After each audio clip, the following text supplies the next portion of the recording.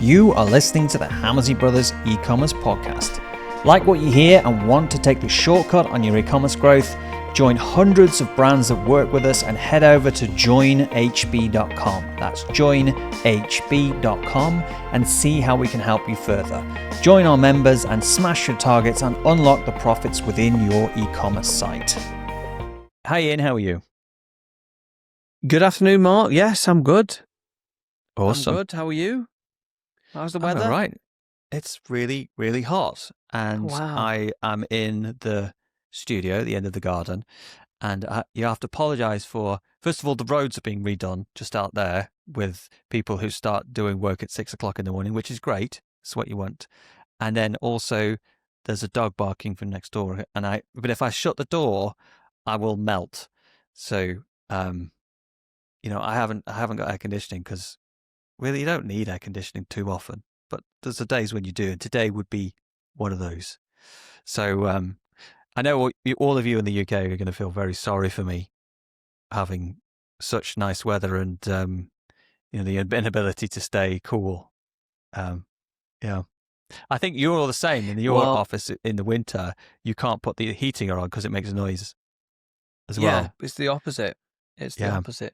It's almost like we're in two different spectrums of the world. Opposites. There must be a time when we're both happy. I'll tell you what. That I was in London this weekend on a little pre-Christmas trip, and it was heaving. Really? And there was no sign of recession whatsoever. I've never seen so many people. It's nothing to do with the weather. It's just an interesting story. But I've never seen so many people in London in my life. It was Saturday was absolutely heaving. What were you and kind of like money and the wealth and the consumerism and the retail environment, like it was like going through Carnaby Street and Regent Street and Oxford Street, and how does that compare to Manchester? And it's just, is Manchester busy or is it just completely different? London is on another level. Like another level. It is in a league of its own. I mean, it was in terms of the consumerism and the retail environment. It was beautiful. It was absolutely beautiful because it was all Christmassy and the lights were. It was, but like how much money has been transferred, and it was probably like one of those phenomenal destination shopping places. I know that I've met some rich people and they were like, "Oh, we're flying over to New York to do Christmas shopping," and they were like going over for like 4 days from the UK just to do Christmas shopping. And I imagine people do the same with London, like they fly from, Eastern Europe to go and shop in London for that, if they've got all the money. So yeah, come to Manchester. It was incredible as well. Well, Manchester, you come to get drunk and have a good time, and I think in London you go to spend. You can spend cash. So we get all the stag do's. Listen, I'm a big fan of Manchester. Anyway, what's this got to do with the reactivation offer series, Mark? Well, we're doing 5 offer series, and today we are doing the 5th one in the series. So we've done recruitment, we've done the second sale offer or offering, we've done the general retention, and then last week we did peak offers, which was like seasonal Black Friday offers, those things, and then the last one we're going to do is reactivation. So got a few points about reactivation. It's one of my pet peeves a little bit about what people talk about. But I mean, do you want to introduce it, Ian? Or you want to kick off some of those notes we talked about? Yeah. So this is the 5th offer in the series. The reactivation offer is the idea of it is that you can reactivate a customer that's lapsed. And the definition of that is somebody who has not bought for a period of time, who is very unlikely to buy again, and it's kind of like a lasso. If you imagine if you were like an old cowboy and you've got like a lasso and you're trying to like, okay, wait, come back. And we'll talk about some of the clients that we've used this effectively for, but we'll also talk about and I think you hit the nail on the head because, it is one of those possible e-commerce marketing buzzwords, where people go, well, who wouldn't? Oh, great. I've got this mechanism that's a unique thing that's going to automatically make, lapsed customers, if it was only that easy, Mm. I've revolutionized my e-commerce business. There's this magic switch I can switch, and it just makes them people who haven't bought buy. And so you have to be careful when you hear people talking about this type of thing, that it is this sort of magic unlock. And, as you know, Mark and I are incredibly cynical.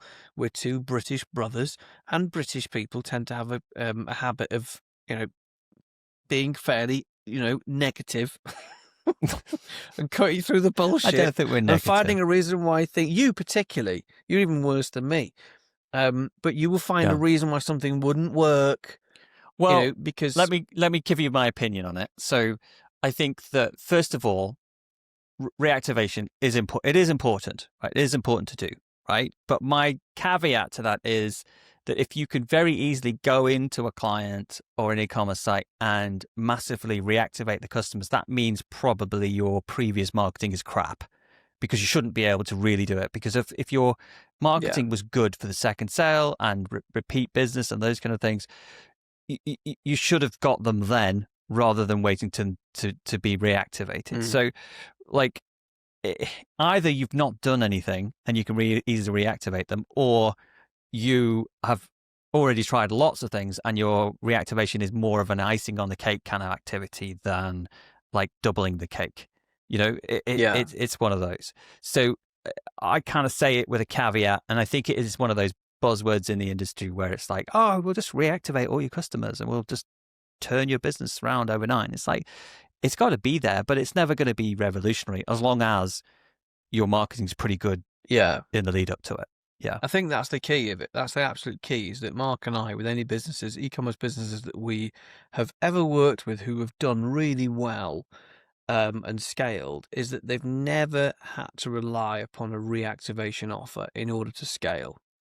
And you shouldn't really allow the customer to get to the point where, oh, it's okay, there's a reactivation offer coming. Yeah. Because the two reasons why we say that. The first one is, if you have to wait till a reactivation offer, it takes too long to get your cash out. Yeah. You don't want to wait till it's about to jump off the cliff, do you? No. You are taking so much risk about not pushing them, efficiently and hard enough, that you're waiting for a year down the line. Let's say it's a year. You're waiting a year to get the cash. You want the cash up soon, quicker, because they could easily go and buy from other brands. So you don't want to have to wait because it takes too long to get the cash. And like you say, you should really be getting the other offers done correctly. Yeah. So you don't have to have a reactivation offer at the end. But let's assume, having still said that, we would still do it, right?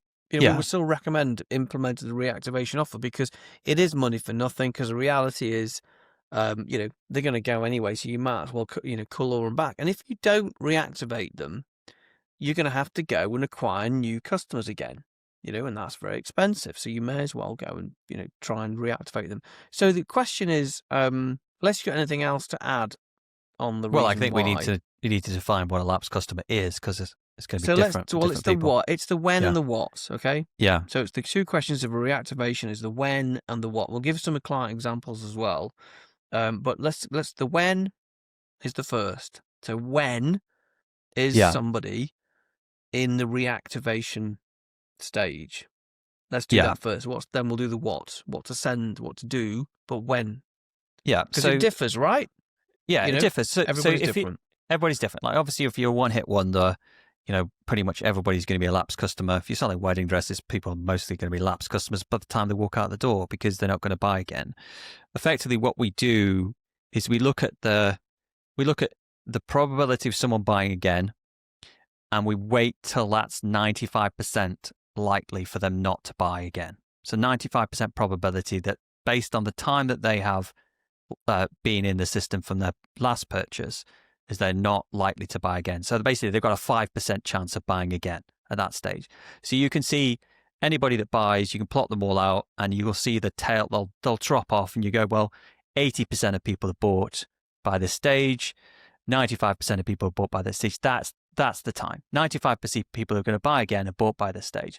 So that's your lapsed customer point or your reactivation point. Because So let's give me 2 examples. So take a compounding business. Take one of the 5 different e-commerce types. Take the compounding business. Let's say you're selling a supplement. Yeah. Where So people would buy it. Typically, they're going to buy it every 4 to 6 weeks, and if they don't buy again, that reactivation point, that 95% will happen really quite soon. yeah, it's a lot earlier for a compounding business where you've got multiple repeat business. So it might be 4 months or something like that for those compounding business, like 5 months. Whereas a volume retailer, like a clothing retailer, where people might buy twice a year or something like that, you might find it's 8 months, 9 months, something like that. Like effectively, it's usually a little bit longer. And then you've got more extremes, like someone who they might be a compounder, like a water filters or something like that, but they just like if they usually buy once a year. Like if they haven't bought the year after that, then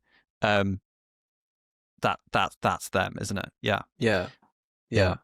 And I think it's really important to note that, because I just as a general observation is a lot of people worry about pushing their customers too much, and they worry about being too salesy via email, and they say things like, well, we've got to add value. Yeah. We can't just send an email with an offer. We've got to add value. Now I understand why you would say that, and I'm not saying that's wrong, but there's an assumption that if we push people too hard, they're going to unsubscribe, and but on the flip side, if you don't push people hard enough, then what's worse than unsubscribing? Not buying. Yeah. Yeah. Exactly. So if you think you were a business here in the first place, you're here to make a profit, and the easiest way to make a profit is to get your existing customers to buy again, because it's the most profitable thing to do because you've already paid for the cost of acquisition. So if you're sort of sitting there thinking, "Wow, I don't want to email, don't want to push too hard," well, you're doing the worst thing that can happen to your business is they're not buying. They're not only not subscribed, I mean, they're not buying. You're also probably What's just going to take them off your Klaviyo list. You're probably just going to dump them. So you may as well. Yeah, you're going to. You may as well have, like it's like one of those things. It's like last ditch attempt. At that point they're only 5% likely to buy. You don't go any further than that because people always dribs and drabs. You can't wait for like 99% because someone could come in. So I think the interesting thing about it, generally, also back to the when, is that the longer you leave it, the worse it works. The least effective it becomes, and it's almost like a kind of it's sort of you become out of vogue, like Naked Wines, for example, or businesses like that where if we identify a customer has become a lapsed customer, you want to hit them with your reactivation sequence quickly because it's less chance that they change supplier.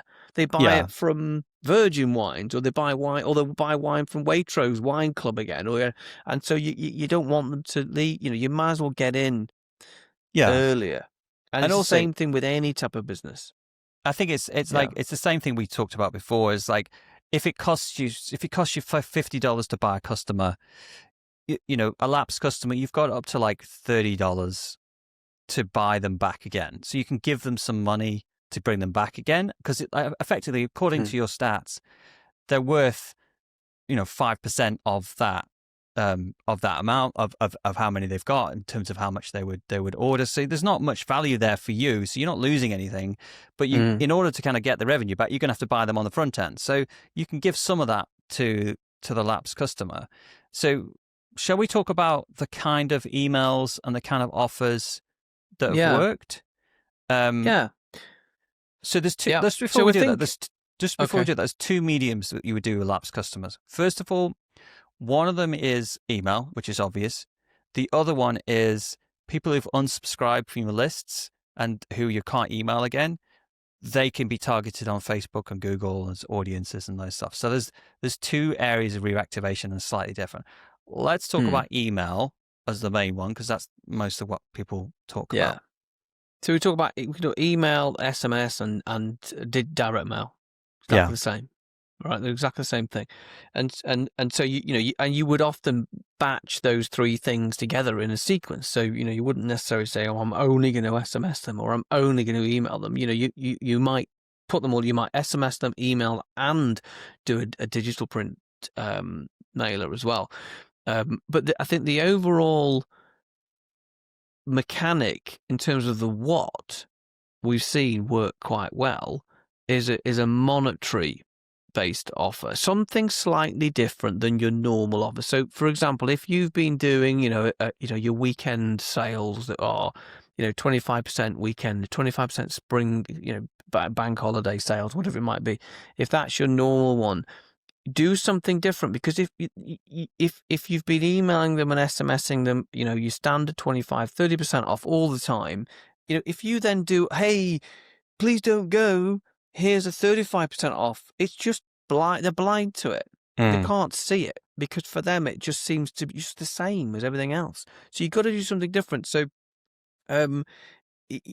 that's why I think doing a monetary offer is better. That you're almost saying, here is £30 to spend, Yeah. whatever that, you make it relative to your average order value, clearly. And but giving them that almost, look, here is a voucher that's going to expire. It's like a kind of store credit. You talked about this before. Was it with a client in the level 2 in the Yeah. coaching group? They were talking about how they did this kind of store credit, and it was like Yeah. giving So them you kind of free make up money, a store basically. credit. You make up a store credit. You say, oh, you've got £5.50 or whatever, and it's just a £5.50 coupon, and you can have a minimum order quantity on it. So I think the Yeah. reactivation emails or offers or direct mail that work the best is when you tie it specifically to the behavior that they've made, and you make it specific. So if I sent you an email to Ian and I've been selling bedding, I'd be like saying, Ian, you bought a white sheet from us 6 months ago. When you bought that, you got £5.50 credit.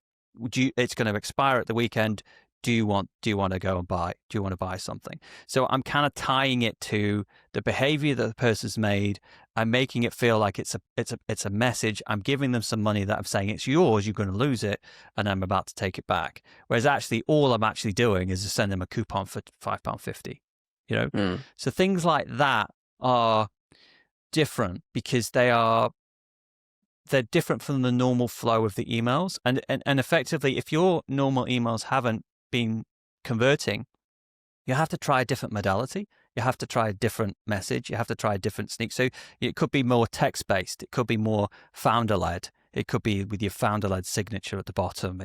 It's something that's going to stand out outside the normal flow of your batch and blast email kind of sequences that haven't worked. The other thing would be generally is that, you might find there are certain times of year when you reactivate people much more effectively. Again, it's the kind of peak. If you've got like a big event, a big new launch, it's either a newness or a sale, and you might find you that's when you can reactivate people. There's a business we're working with at the moment in America that's doing about 10 million, wants to get to 20 million, and newness is what reactivates their customers.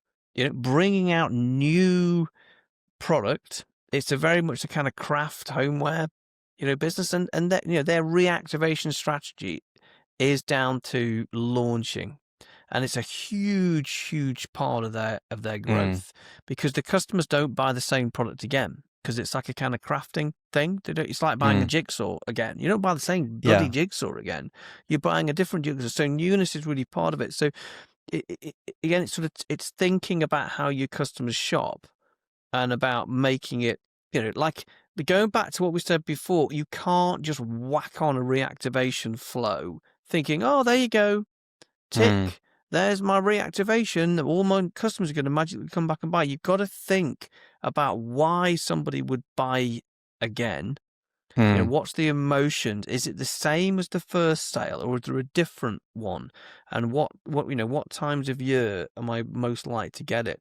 So again, it's about understanding, the whole thing about marketing, the whole thing about offer architecture. about all of the five types of offer architecture, the 5 types of e-commerce business. It is about understanding emotionally where your new customers are and your existing customers. Emotionally, what do they want? Yeah. What I don't they mean, want? also the reactivation, if you've been blasting them with emails for the past 6 months, why would you expect another email to reactivate them? It might be that when they buy stuff from you, they give you an email that they don't really use, they don't see it.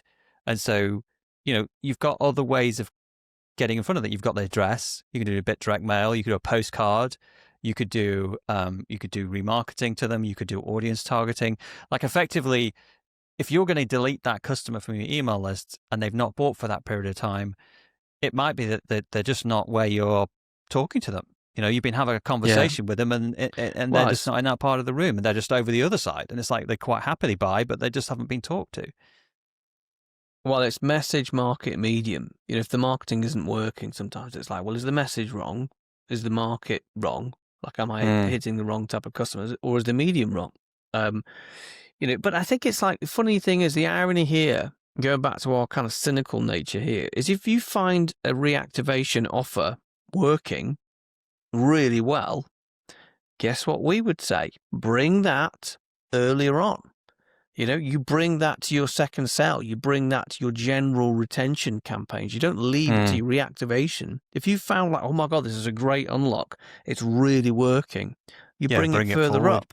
Bring it forward. Because you want the cash quicker. Because if you get the cash quicker, you can push more aggressively with your ads and you can start to scale. The only thing you've got to be careful with is bringing it too early. Is if you said, well, it costs me £50 or $50 to recruit a customer and I'm giving them $40 to bring them back, is then if you move that into your too early in the sequence, then obviously you're giving that money away when you wouldn't necessarily need to. It probably still means you're onto a good thing, but yeah, but I think I hear what you're saying, but I think that's the danger, though. I think that's the the danger of thinking that way is that you don't push hard enough, because you think, oh, they're going to buy anyway. They're going to buy, and well, no, guess what? Then they're probably not going to buy unless you give them a reason to buy, and I think behind all of the e-commerce brands that we've scaled and that that have gone from like 1 million to 10 to 20 million and beyond, they've all pushed much more their customer house file. I mean, like Goat Milk have been really good at doing that. Cornish Seaweed have been really good at doing that. And people like Naked White have been really good at doing that. And they've all leaned in and pushed much harder than other people have, and consequently, they've grown their businesses. So I think you've got to be really careful with that mindset. Well, they're going to buy anyway, so I don't want to give them. It's like, I hear a lot of people saying, and I understand why they're saying this, but they say, well, if we don't. There's a very popular narrative that if we don't do any reactivation offer architecture, if we do an offer architecture, we've got to do like double the sales because the profit drops so far, that we've got to do such bigger volume. But that is assuming that they're going to buy in the first place. If they're not going to buy, then, you've got no profit to even talk about because they haven't bought. So you've got to, you can't worry too much about this is eroding. It's like an accountant looking at an individual sale on a, an accountant will look at an individual transaction and go, whoa, they used a discount code here. If they hadn't used a discount code, then you'd have had this amount of margin, but they did. And it's like, you can't do it like that. You have to look at the overall picture. What is the overall contribution in its totality for that given day, week, month? And, look at it as an overall picture. It reminds me of a story Dad told us. Shall I tell you it? I was at the bakery. Which what? Was at the bakery. Bird in the hand is worth two in the bush. No, I was at the bakery, and one of the bakers, who was Dad's nemesis, was walking down. Brian. Was walking down from the bakery to the thing, and he said to me, knowing I was the son, I was young, and he said, "We make a loss on these pork pies. We shouldn't be doing them at this price." And what Brian didn't realize is that after a certain point during the day, you've paid for your fixed costs. So once you've paid for your fixed costs, the market changes dynamically in terms of like any extra business on top is worth a lot more. You get into the profit level. So Dad was creating these end of day deals to kind of maximize the revenue once you got through a threshold. And it's like one of those things with the lapsed customers is that you can't think of them as normal customers because they are conditional on something else have happened already. You know what I mean? Like, it's not like, yes, if you sold the pork pies all day at that price, you'd lose money on them. But like that's not what he was doing. We were selling pork pies and then we were doing a special deals at the end of the day to maximize revenue once we'd already got that level, because the profit margin was huge once we covered the fixed costs. And you got this hockey stick level over that. And so you only do it on the days when you've already covered your fixed costs, because otherwise people would start waiting to the end of the day to get the deals and all that kind of stuff. There's just certain things in business that once you actually understand the fundamentals of what you're doing with the numbers, you can make a lot more money based on the opportunities you've got. And obviously we were lucky enough to be taught that at the dinner table when we were like 12 years old, because they were moaning about these kind of things and how it worked and all that kind of stuff. And obviously it becomes second nature to us because we've been around it for such a long time. But we can now see that we see the same rules in e-commerce from running a retail business. And we grew up in a retail business selling food, didn't we? In multiple bakeries around Stoke-on-Trent, Staffordshire. So that's where this is coming from. That's all I wanted to say. Yeah. No, it's great. No, it's nice little story. Always good to end on a baking story, especially if it involves, Brian and our father. Yeah. And we should bring them together. Hammersley's Bakery. A reunion. Oh dear. Yeah. And on that note, I shall leave you. On that note. Yeah. Thank you very much. Goodbye.